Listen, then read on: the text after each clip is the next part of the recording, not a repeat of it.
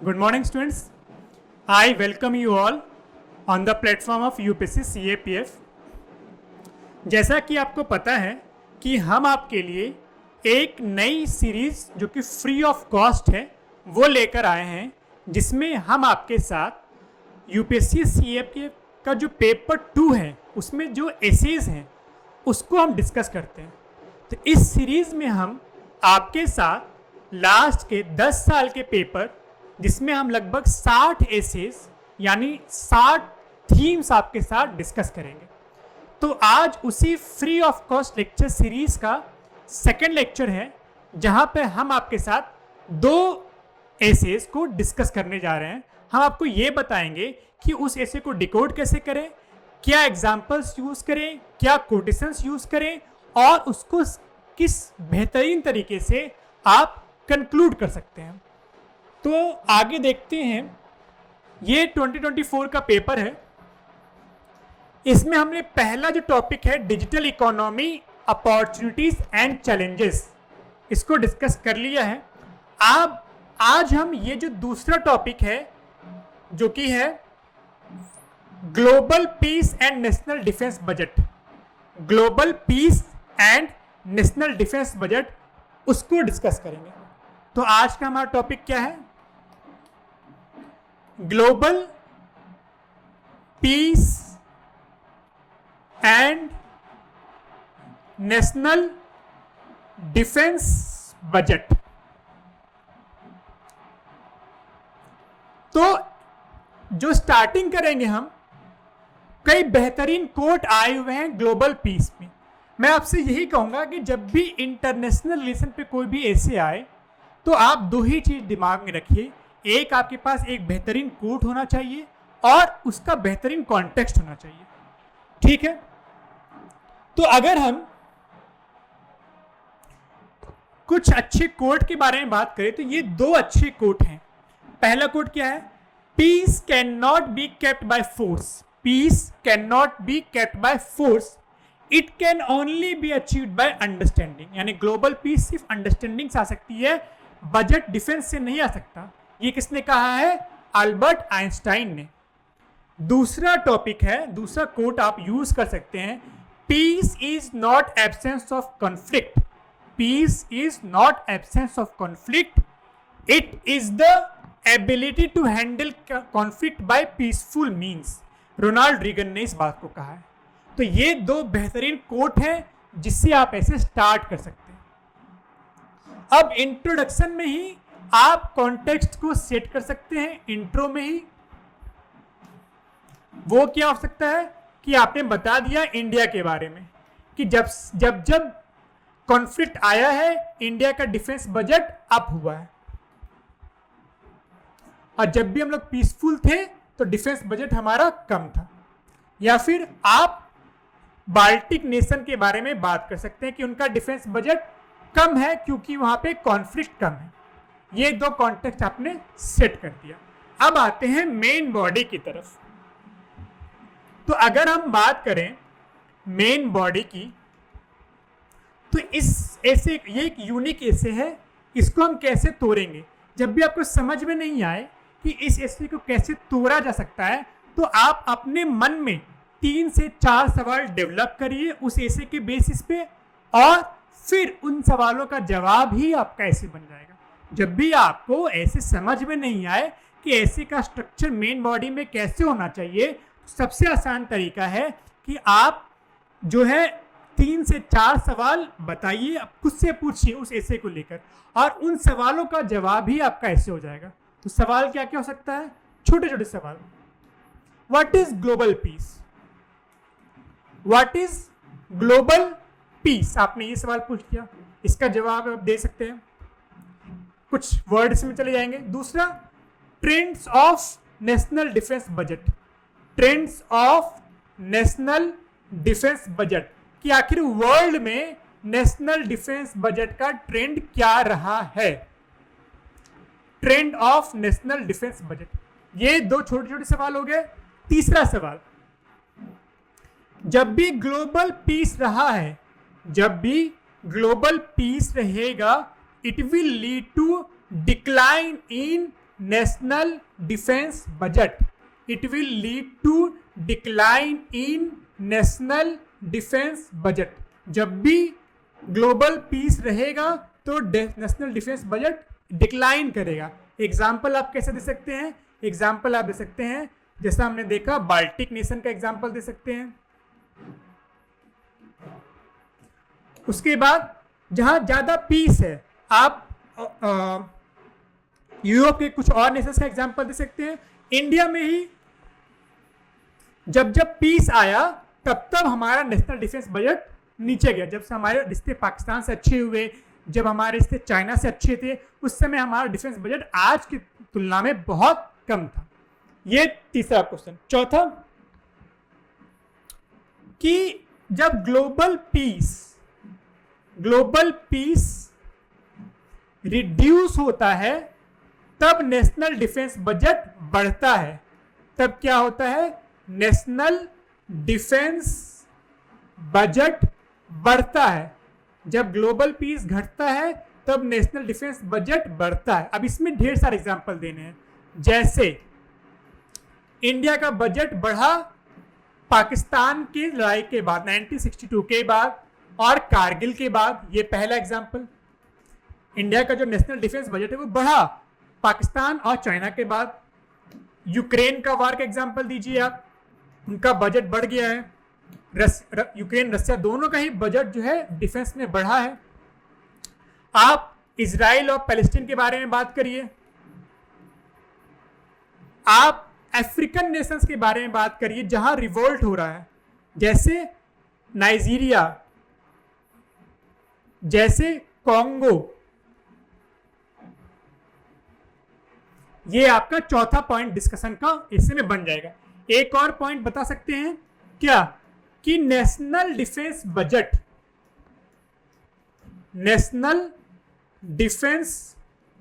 Budget अगर हम बढ़ाएंगे तो उससे ग्लोबल पीस भी बढ़ता है। उससे क्या होता है? ग्लोबल पीस भी बढ़ता है। कैसे? आपको पता है कि 100 साल पहले या 50 साल पहले जो नेशनल डिफेंस बजट था वो आज की तुलना में बहुत कम था। तो हर एक कंट्री का नेशनल डिफेंस बजट बढ़ा है। इससे क्या हुआ? थर्ड वर्ल्ड वार नहीं हुआ। क्या? World war third did not happen. एक थ्रेटनिंग आता है एक अपनी इन एनिमीज के बीच, थ्रेटनिंग टू एनिमीज। अब चाइना को पता है कि इंडिया के पास अच्छे वेपन है, पाकिस्तान को पता है कि इंडिया के पास मजबूत वेपन है, तो वो लोग कभी भी इंडिया पर अटैक नहीं करेंगे। और जब आपका डिफेंस का बजट बढ़ता है तो वो डिसआर्मामेंट में भी हेल्प करता है। जैसे रसिया और अमेरिका दोनों ने न्यूक्लियर डिसआर्मामेंट पॉलिसी या कह सकते हैं एक समझौता हुआ दोनों के बीच कि वो भी अपने न्यूक्लियर वेपन कम करेंगे और अमेरिका भी अपना न्यूक्लियर वेपन कम करेगा। कन्वेंशनल वेपन बढ़ाएंगे पर न्यूक्लियर वेपन कम करेंगे। और न्यूक्लियर वेपन भी पीस की तरफ एक प्रोग्रेस है और इसीलिए बराक ओबामा को नोबेल प्राइज मिला था। तो न्यूक्लियर डिसआर्मामेंट,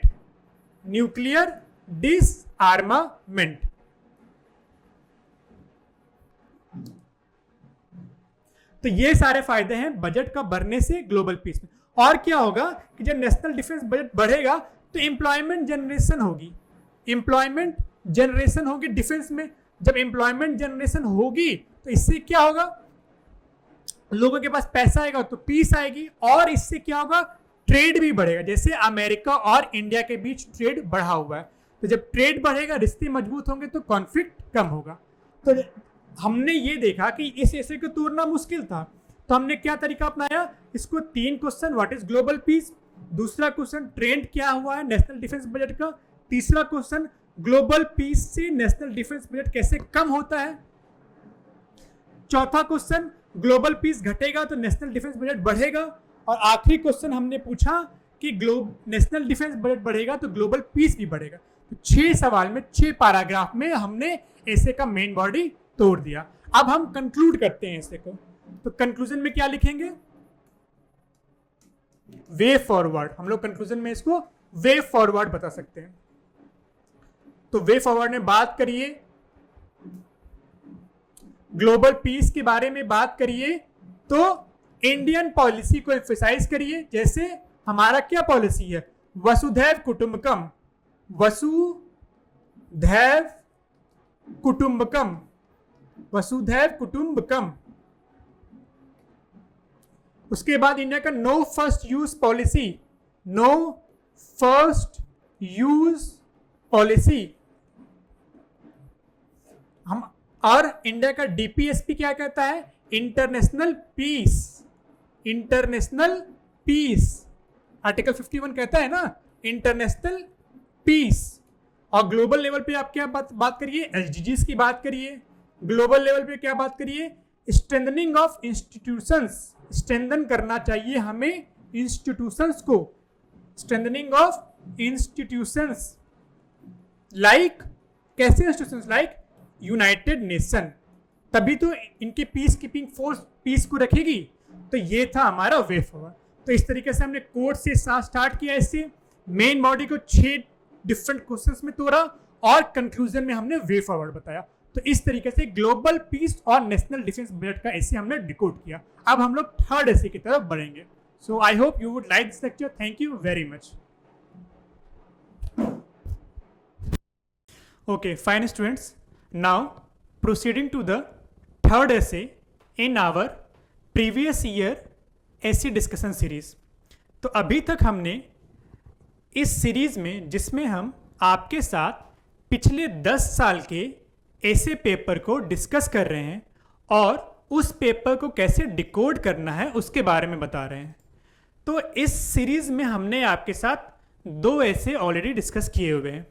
तो 2024 का जो थर्ड ऐसे है, पहले कौन कौन सा ऐसे हमने डिस्कस कर लिया है, digital economy opportunities and challenges, ये ऐसे हमने डिस्कस कर लिया। उसके बाद जो दूसरा ऐसे है global piece and national defence budget, ये हमने डिस्कस कर लिया।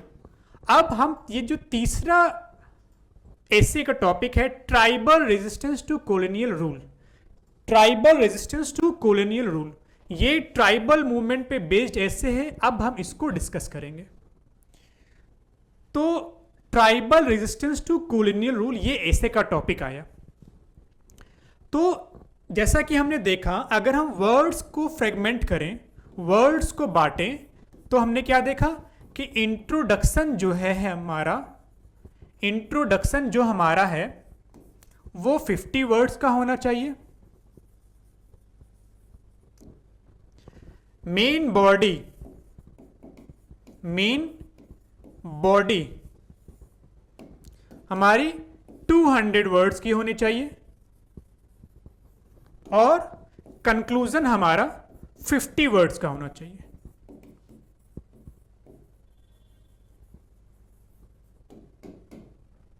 तो स्टार्ट करते हैं कि इस ऐसे को कैसे तोड़ा जाए। तो सबसे पहले अगर हम इंट्रोडक्शन की बात करें,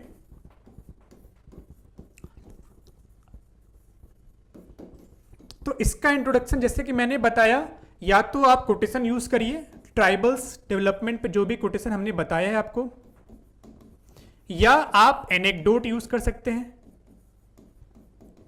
या डेटा यूज कर सकते हैं, या कोई कॉन्टेक्स्ट सेट कर सकते हैं जिसमें ये ऐसे पूछा गया। तो पहले के 2 ऐसे में मैंने आपको कोटेशन पे बताया था। तो अब हम एनेक्डोट, डेटा या कॉन्टेक्स्ट के से इस ऐसे को स्टार्ट करने का कोशिश करते हैं। तो कॉन्टेक्स्ट क्या हो सकता है कि अभी फिलहाल ही हमने बिरसा मुंडा की बर्थ एनिवर्सरी 150th मनाई थी। तो बिरसा मुंडा को गवर्नमेंट ऑफ इंडिया ने उनकी जो बर्थ एनिवर्सरी थी, 150th बर्थ एनिवर्सरी जो थी उनकी, उस पर उन्होंने कमेमोरेट किया। तो या तो बिरसा मुंडा के बारे में ये कॉन्टेक्स्ट आप लिख सकते हैं,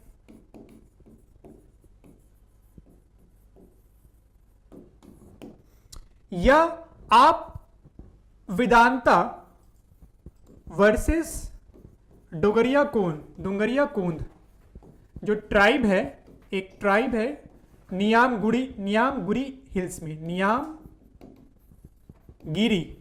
नियामगिरी हिल्स उड़ीसा में, बॉक्साइट माइनिंग को लेकर वेदांता ग्रुप और डोंगरिया कोंद दोनों के बीच क्लैशेस हुए थे। तो या तो आप उसका कॉन्टेक्स्ट यहाँ पे सेट कर सकते हो, या बिरसा मुंडा के बारे में आप बता सकते हो कि बिरसा मुंडा की 150th एनिवर्सरी थी, तो उन्होंने देश के लिए ट्राइबल रेजिस्टेंस में बहुत इंपॉर्टेंट रोल प्ले किया था, तो ये कॉन्टेक्स्ट आप सेट कर सकते हो। या डेटा में आप बता सकते हो कि कितने ट्राइबल मूवमेंट हुए, स्पेसिफिकली कुछ नाम लेके, जैसे भील हो गया, हो गया, मुंडा हो गया, तिलका मांझी वगैरह, संथाल रिवोल्ट, ये सारे इंपॉर्टेंट, भील, कोंद, चुआर अपराइजिंग, ये सारे जो इंपॉर्टेंट थे उनको कॉन्टेक्स्ट में लेकर आप इंट्रोडक्शन सेट कर सकते हो। तो ये आपका इंट्रोडक्शन हो गया। अब मेन बॉडी में आते हैं। तो आपसे पूछा गया है कि tribal resistance to colonial rule, तो इसका स्ट्रक्चर कैसे करोगे? मेन बॉडी का जो स्ट्रक्चर होगा वो कैसा होगा? तो मेन बॉडी के स्ट्रक्चर के लिए सबसे पहला जो आपका आएगा सब हेडिंग, आप ऐसे में सब हेडिंग का भी इस्तेमाल कर सकते हो, या तो पैराग्राफ में डिस्कशन कर सकते हो। तो सबसे पहले क्यों ट्राइबल रेजिस्टेंस हुआ, तो उसके रीजंस आपको फाइंड आउट करने हैं। सबसे पहले क्या करना है? आपको रीजंस फाइंड आउट करना है। तो क्या क्या रीजन था? पहला रीजन था लैंड एलिनेशन। लैंड एलिनेशन यानी ट्राइबल्स को उनके लैंड से बाहर कर दिया ब्रिटिशर्स ने। क्यों किया? वो इसलिए किया कि ब्रिटिशर्स को चाहिए था टिम्बर। टिम्बर कहां मिलेगा? जंगलों में। पर जंगलों पर आधिपत्य किसका था? ट्राइबल्स का। तो ट्राइबल्स को हटा के टिम्बर्स को लेना और उसका इस्तेमाल या तो इंडस्ट्रियल रिवॉल्यूशन में करना या इंडिया में रेलवे लाइन बिछाने के लिए करना। तो लैंड से एलिनेट कर दिया गया, लैंड से जो ट्रेडिशनल राइट थे ट्राइबल्स के उसको खत्म कर दिया गया। तो ये पहला रीजन था। दूसरा था exploitative land revenue policy. Exploitative land revenue policy, exploitative land revenue policy. जो लैंड का जो रेवेन्यू था वो बहुत ज्यादा कर दिया। आपको हर साल जो लैंड पर रेवेन्यू, लैंड पर टैक्स देना पड़ेगा, वो ट्राइबल से बहुत ज्यादा कर दिया गया। तो ट्राइबल के पास तो कांस्टेंट सोर्स ऑफ इनकम था नहीं, तो लैंड रेवेन्यू पॉलिसी की वजह से वो डेट ट्रैप में फंसते चले गए ब्रिटिशर्स का। तो यहां से एंट्री हुई थर्ड पार्टी की। वो कौन सा है? Intermediaries like money landers. ये मनी लैंडर क्या करते थे? ट्राइबल्स को देते थे पैसा कि आप जो टैक्स है वो भर दो, पर वो मनी लैंडर के डेट ट्रैप में फंस जाते थे। और अंततोगत्वा क्या होता था कि जो मनी लैंडर थे उस लैंड पे अपना कब्जा कर लेते थे। ठीक है, ये तीसरा रीजन था। चौथा, क्रिश्चियन मिशनरीज। इनका वहां, वो कहते हैं ना कि जहां भी सत्ता जाती है वहां सबसे पहले धर्म का झंडा जाता है। तो क्रिश्चियन मिशनरीज ने क्रिश्चियनिटी का प्रचार प्रसार किया वहां पे। इससे एक्सप्लॉयटेशन वहां पे होने लगा। जो क्रिश्चियन धर्म को मानते थे, जो ट्राइबल्स क्रिश्चियनिटी में कन्वर्ट हो गए, वो तो उनको सुख सुविधाएं मिली। जो कन्वर्ट नहीं, उनके ऊपर अत्याचार किए गए। अभी भी आप जो मणिपुर में जो वायलेंस हो रहा है मेती, कुकी और जो के बीच, तो एक ग्रुप जो है हिंदू है पर एक ग्रुप क्रिश्चियन कैसे हुआ? इसी Christian missionaries, colonial time period में जो क्रिश्चियन मिशनरीज का इंपैक्ट था उसी की वजह से वो क्रिश्चियनिटी में कन्वर्ट हो गए। तो क्रिश्चियन मिशनरीज। चौथा, पांचवा रीजन ये है कि कल्चरल सप्रेशन हुआ। कल्चरल सप्रेशन, जो उनके ट्रेडिशनल प्रैक्टिसेस थे उनको दबा दिया गया। कई सारे ऐसे प्रैक्टिसेस थे, जैसे वहाँ पॉलीगेमी है, वहाँ पे मैटरनल राइट्स हैं, मैट्रियार्की है। इन सारे ट्रेडिशंस को दबाने की कोशिश की गई। किसके द्वारा? ब्रिटिशर्स के द्वारा। ब्रिटिशर्स चाहते थे कि जो लोग, ब्रिटिशर्स का दो मत था। एक, कुछ लोग ऐसे थे वो समझते थे कि जो ट्राइबल ट्रेडिशंस है वो बैकवर्ड है, तो उनको डेवलप करने के लिए ट्रेडिशन चेंज करना पड़ेगा। पर उनकी गलती ये थी कि वो समझ नहीं पाए कि ट्राइबल और उनका ट्रेडिशन इनसेपरेबल है, दोनों को अलग आप नहीं कर सकते। दूसरा जो ग्रुप था ब्रिटिशर्स का, वो ये समझता था कि ट्राइबल्स को अगर ब्रिटिशर्स का फॉलोअर बनाना है तो उनके ट्रेडिशन को भी ब्रिटिशर्स के ट्रेडिशन की तरह बनाना पड़ेगा। तो ये दो रीजंस थे। छठा, फॉरेस्ट पॉलिसीज ऐसी बनाई गई, कई सारे फॉरेस्ट एक्ट लाए गए और फॉरेस्ट एक्ट्स और पॉलिसीज ऐसी बनाई गई जिससे उनके राइट्स खत्म हुए। जैसे फॉरेस्ट एक्ट हुआ 1878 का, उन सब में क्या हुआ कि रिजर्व्ड फॉरेस्ट का कॉन्सेप्ट आने लगा कि ये एरिया रिजर्व्ड है, यहाँ आप नहीं जा सकते। तो पहले उसी वही एरिया इनकम का सोर्स था। जो हमारे ट्राइबल्स भाई बंधु थे उस समय, उनके लिए इनकम का सोर्स वही एरिया था। वहाँ से वो कलेक्टर थे, हंटर थे, हनी बी कलेक्ट करते थे या हंटिंग करते थे, ये सारी चीज़ें करते थे। पर ये जो एक्ट्स आए इसमें हंटिंग को बैन कर दिया गया, हनी बी का कलेक्शन बंद कर दिया गया, सारी चीज़ें, तो इनकम का भी सोर्स खत्म हो गया। तो ये सारे, और उसके साथ डिफॉरेस्टेशन हुआ ही हुआ।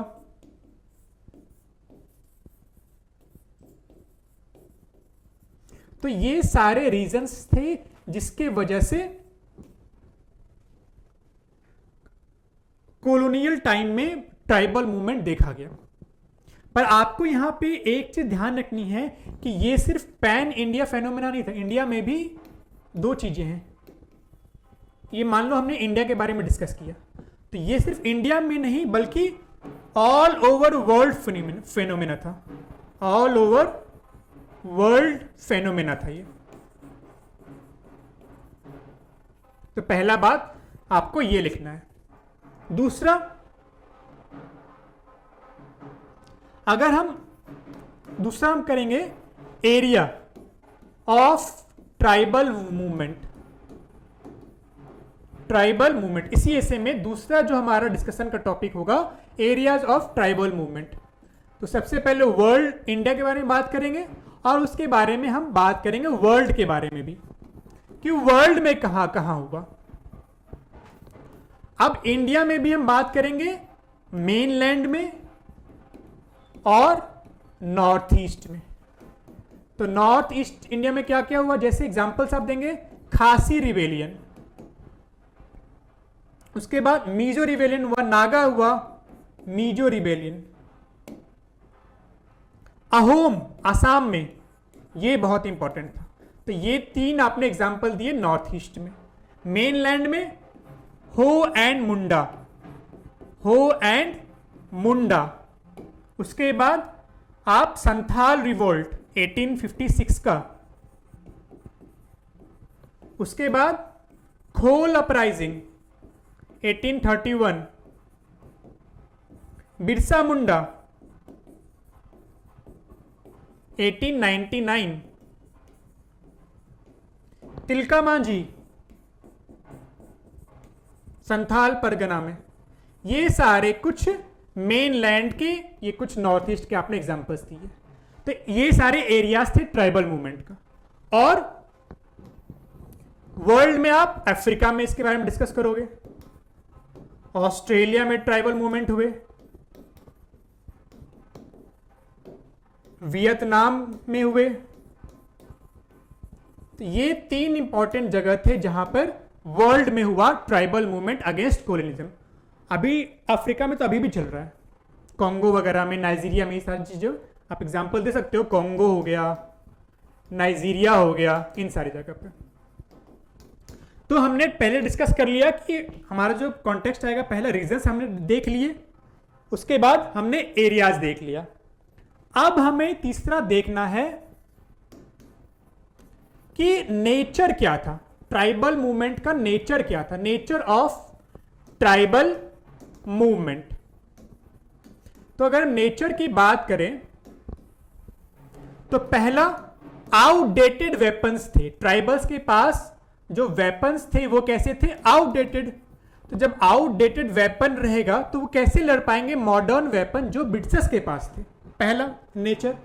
दूसरा, हमेशा से मैसिया लाइक फिगर का जन्म हुआ, मैसिया लाइक लीडर्स आए जो ये बताते थे कि हम भगवान का अवतार हैं और भगवान ने हमें धरती पे भेजा है आप लोगों को लीड करने के लिए। वो ये बोलते थे ताकि लोगों के अंदर ये विश्वास आए कि वो ब्रिटिशर्स से लोहा ले सकते हैं। तो एग्जाम्पल्स, तिलका मांझी का एग्जाम्पल देंगे, उसके बाद बिरसा मुंडा का एग्जाम्पल देंगे, सिद्धो और कान्हो का एग्जाम्पल देंगे, ये सारे आपके मेसिया लाइक फिगर थे। उसके बाद जब इतना आपने बता दिया, एक और नेचर था कि ये पहले जो थे रीजनल स्केल पे थे, ये मेनली हुए हैं रीजनल स्केल पे, अलग अलग रीजन्स पे हुए, पैन इंडिया नहीं हुए, अलग अलग रीजन्स में हुए। और इनका जो पहला काम था, पहले इनका इंटरेस्ट सिर्फ अपना था, बाद में ये नेशनल मूवमेंट के साथ इंटीग्रेट हो गए थे, ऐसा नेचर था इनका। तो ये 4 पॉइंट्स। अब मॉडर्न टाइम में क्या हुआ, मॉडर्न टाइम में इसका नेचर क्या है। मॉडर्न टाइम ट्राइबल मूवमेंट, तो अभी तो कॉलोनियलिज्म नहीं है, पर अभी क्या हम वर्ड यूज करेंगे, एक नया वर्ड है नियो कॉलोनियलिज्म। जैसे कैपिटलिज्म, जैसे कैपिटलिज्म, दूसरा डिफॉरेस्टेशन, दूसरा डिफॉरेस्टेशन, तीसरा बॉर्डर डिस्प्यूट्स, तीसरा बॉर्डर डिस्प्यूट्स, चौथा assimilation of culture, assimilation of culture, assimilation of culture, और पांचवा lack of social development, lack of social development.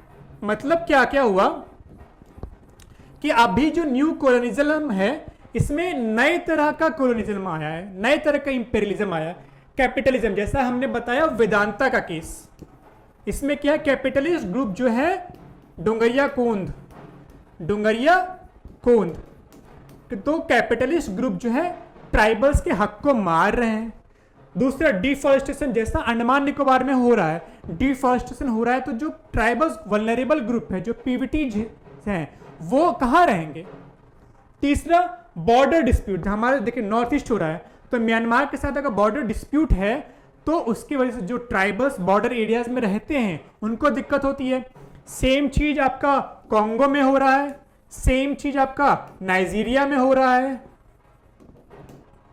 Assimilation of culture, हमें क्या लगता है कि जो ट्राइबल्स का कल्चर है वो लेस डेवलप है, तो उसको अपने जैसा बनाना चाहिए, तो इससे उनका कल्चर ही लॉस हो रहा है, और जब कल्चर ही लॉस होगा तो एग्जिस्टेंस ही लॉस हो जाएगा। और लास्ट में लैक ऑफ सोशल डेवलपमेंट, उनको पीने का साफ पानी नहीं मिलता, मलेरिया जैसी बीमारियां होती है, इसके वजह से डेथ रेट जो है वो बहुत ज़्यादा हाई है और वो खत्म होते जा रहे हैं। तो इसलिए जो है वो अभी भी रिवॉल्ट कर रहे हैं छोटे स्टेप पे। तो ये हमने देख लिया, अभी का देख लिया, पहले का देख लिया, एरिया देख लिया, और लास्ट में जब हम इसको कंक्लूड करेंगे, इस ऐसे को जो हम कंक्लूड करेंगे, यानी कंक्लूजन ड्रॉ करेंगे, तो हम वे फॉरवर्ड के बारे में बात करेंगे। हम किसके बारे में बात करेंगे, वे फॉरवर्ड, कि ट्राइबल डेवलपमेंट के लिए क्या करना चाहिए। तो सबसे पहला तो अफर्मेटिव एक्शन देना चाहिए।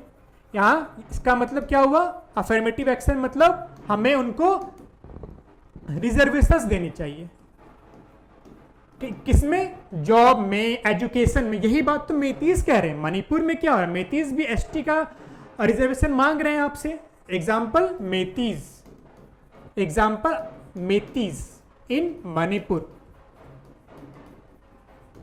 दूसरा सस्टेनेबल डेवलपमेंट करिए, कि ठीक है आपको मिनरल्स चाहिए, ठीक है आपको फॉरेस्ट को काटना है, पर प्रिस्टीन फॉरेस्ट को मत काटिए।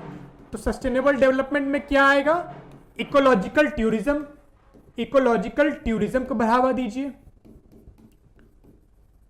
और शिफ्टिंग कल्टीवेशन जो है उसको रेगुलेट करिए, खत्म मत करिए, क्योंकि पता है शिफ्टिंग कल्टीवेशन एक part and parcel of life है ट्राइबल्स का, तो उसको खत्म मत करिए, उसको रेगुलेट करिए। Shifting cultivation regulation. और लास्ट में आप लिख सकते हैं कि सोशल डेवलपमेंट करिए, सोशल डेवलपमेंट आप कर सकते हैं। सोशल डेवलपमेंट, सोशल डेवलपमेंट कैसे करेंगे, एजुकेशन को बढ़ावा दीजिए, और हेल्थ को बढ़ावा दीजिए, और एम्प्लॉयमेंट को बढ़ावा दीजिए। ये 3 फैक्टर्स हैं सोशल डेवलपमेंट के। और एजुकेशन कहाँ होनी चाहिए, रीजनल लैंग्वेज में, ये नहीं कि इंग्लिश और हिंदी पढ़ाई, नहीं, रीजनल लैंग्वेज में पढ़ाइए। अगर वो बस्तर का ट्राइब है तो आप उसको बस्तर की लैंग्वेज में पढ़ाइए, बस्तर के ट्राइब ने कभी नल देखा ही नहीं है, तो नल नाम की चीज़ उसके बुक में नहीं रहनी चाहिए। उसने जो चीज़ देखी है उस लैंग्वेज का इस्तेमाल करिए, उसके फिगर का इस्तेमाल करिए। तो ये आपका पूरा ऐसे कंप्लीट हो गया। तो इस ऐसे में हमने क्या देखा, जो ऐसे हमारे सामने आया था कि ऐसे था हमारा tribal resistance to colonial rule. हमने इसको 3 पार्ट में बांटा। सबसे पहले हमने इंट्रोडक्शन सेट किया, उसके बाद हमने मेन बॉडी में आए, मेन बॉडी में हमने रीजन्स को कैलकुलेट किया, उसके बाद हमने एरियाज देखे किस किस एरिया में ट्राइबल रेजिस्टेंस हुआ है, और फिर हम आगे बढ़े कि नेचर कैसा रहा था ट्राइबल मूवमेंट का। फिर हमने मॉडर्न टाइम में देखा क्या आज भी वो फैक्टर मौजूद है जिससे ट्राइबल मूवमेंट हो सकता है, और लास्ट में हमने देखा कि क्या वे फॉरवर्ड, क्या कंक्लूजन हो सकता है इस ऐसे का। तो इस तरीके से हमने टोटल 3 ऐसे डिस्कस कर लिए। ये सीरीज आगे भी कंटिन्यू रहेगी, जिसमें हम लोग लास्ट के 10 साल के लगभग 60 ऐसे आपके साथ डिस्कस करेंगे और 60 थीम आपकी तैयार होगी। Thank you very much.